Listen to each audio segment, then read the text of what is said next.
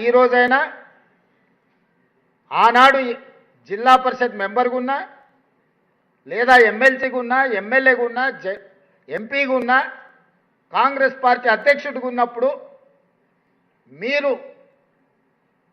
ప్రేమతో రేవంత్ అన్న అని ఏ విధంగా పిలిచిందో ఈరోజు ముఖ్యమంత్రిగా కూడా మీరు రేవంత్ అన్నగా పిలిస్తేనే నాకు ఇష్టం. ఇది శాశ్వతం. మిగతా అన్నీ వస్తుంటాయి పోతుంటాయి.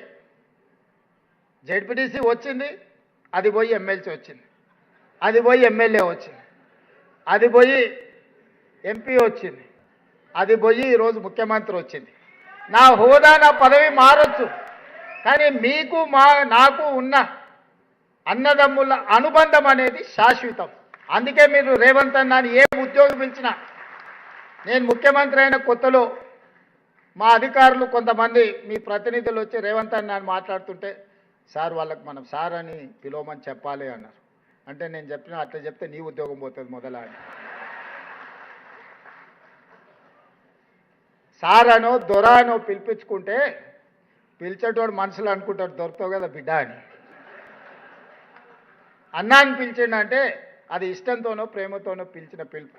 నాకు అదే ఇష్టం. మీ సోదరుడు ఈరోజు తెలంగాణ రాష్ట్ర ముఖ్యమంత్రిగా ఉన్నాడు. నేను మాట వరుసకి మాట చెప్పట్లే. నేను సంపూర్ణంగా నా మనసులో అనుకునేదే ఈరోజు మీతో చెప్తున్నా. నాకు ఒక బాధ్యత ఉంది, మీకు ఒక బాధ్యత ఉంది. మనందరం కలిస్తేనే 4 కోట్ల ప్రజలకు సేవ అందించగలం, సంక్షేమ ఫలాలను చేరవేయగలం. ఈ తెలంగాణ రాష్ట్రాన్ని దేశంలోనే నెంబర్ 1 రాష్ట్రంగా మనం తీర్చిదిద్దగలం. ఇవాళ మీరే ఆలోచన చేయండి. మారిందల్లా మా 17 మందిమే ఉన్నది. మీరే ఎమ్మెల్యేలు ఎంపీలు దాదాపుగా 50% పైగా పాతోళ్ళే గెలిచి ప్రభుత్వ నిర్ణయాలు చేసే 15 మంది మాత్రమే మారినాం.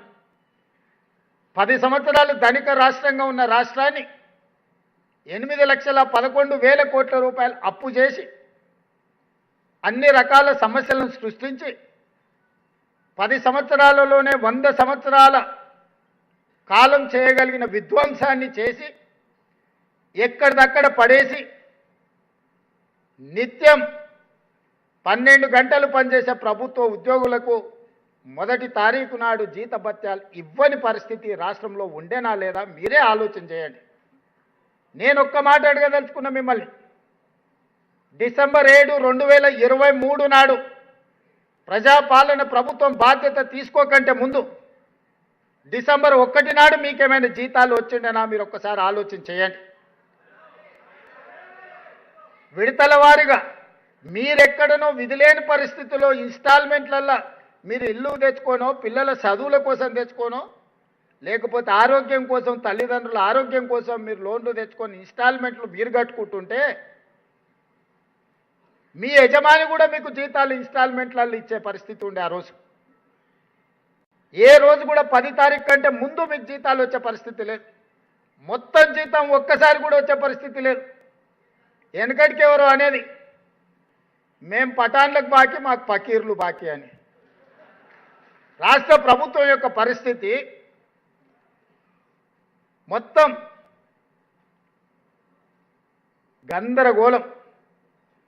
నేను 7 తారీఖు మధ్యాహ్నం బాధ్యత తీసుకొని సాయంత్రం సచివాలయానికి వెళ్ళి నా ఛాంబర్లో కూర్చున్న తర్వాత ఇదే రామకృష్ణారావు గారు శాంతకుమారి గారిని ఇద్దరిని వీరు ఆర్థిక ఫైనాన్స్ సెక్రటరీ ఆ రోజు ఇద్దరిని పిలిపించి కూర్చోబెట్టి ఏంది పరిస్థితి అని అంటే వాళ్ళు ఏదో మొత్తం వాళ్ళు తయారు చేసింది చెప్పబోయి అవన్నీ వద్దు, కానీ ప్రజలకు సేవలు అందిస్తున్న మన ప్రభుత్వ ఉద్యోగుల పరిస్థితి ఏంది, ఈ నెల డిసెంబర్ 1 నాడు జీతభత్యాలు ఇచ్చిండ్రా లేదా అని అంటే ఇంకా లేదు సార్, సర్దడానికి ప్రయత్నం చేస్తున్నా, అక్కడ ఇక్కడ కొన్ని ఇచ్చినా ఈ నెలాఖరు వరకు మాత్రం ఈ మంత్ జీతాలు ఇస్తాం సార్ డిసెంబర్ నెల అని అడిగారు.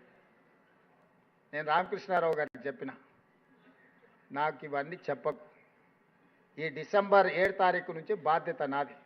అంటే జనవరి 1 తారీఖు నాడు ఇచ్చే జీతం నేను ఇవ్వాల్సిన జీతం, డిసెంబర్ 1 నాడు ఇవ్వాల్సిన జీతం చంద్రశేఖరరావు గారు ఇవ్వాల్సిన జీతం. వారి జీతం నీ ఇష్టం విడతల వారిగా ఇస్తే ఇవ్వు, నాకు అభ్యంతరం లేదు. కానీ నా కోసం పనిచేసే ప్రభుత్వ ఉద్యోగస్తులకు నేను వచ్చిన తర్వాత విడతల వారిగా అనేది కుదరదు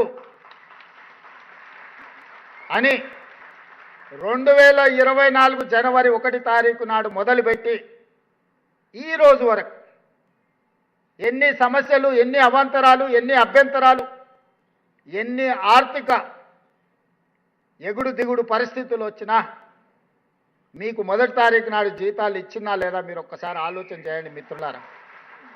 ఇది నేను గొప్పల కోసం చెప్పట్లేదు, మీకోసం గుర్తు చేస్తున్నా.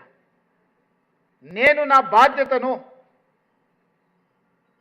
బాధ్యతాయుతంగా వ్యవహరిస్తున్నానా లేదా అని మిమ్మల్ని అడగడం కోసమే ఈరోజు ఈ అంశాన్ని మీ ముందు ప్రస్తావిస్తున్నా. మీరే కాదు, 58 సంవత్సరాలు ఉన్న ప్రభుత్వ ఉద్యోగస్తులను 61 సంవత్సరాలకు పెంచి ఆ రిటైర్మెంట్స్ అన్నీ 2024 నుంచి మొదలైనవి. మూలిగే నక్క మీద తాటికాయ పడ్డది అన్నట్టు మీ జీతభత్యాలకే నేను ప్రయత్నం చేస్తుంటే ప్రతి నెల 1000 కోట్లు రిటైర్మెంట్ బెనిఫిట్స్ కూడా నాకు మళ్ళీ మోపైనాయి. మా జగదీష్ కలిసినప్పుడల్లా 35 ఏళ్ళు సేవ చేసిరు సార్, పిల్లల పెళ్ళి ఉండే, ఆరోగ్యం లేదు, ఆపరేషన్ ఉంది, రిటైర్మెంట్ బెనిఫిట్స్ ఇవ్వకపోతే ఎట్లా సార్ అంటాడు. ఉండరా నాయన, ఉన్న జీతం ఇచ్చేటట్లేదు రిటైర్మెంట్ బెనిఫిట్స్ నేనే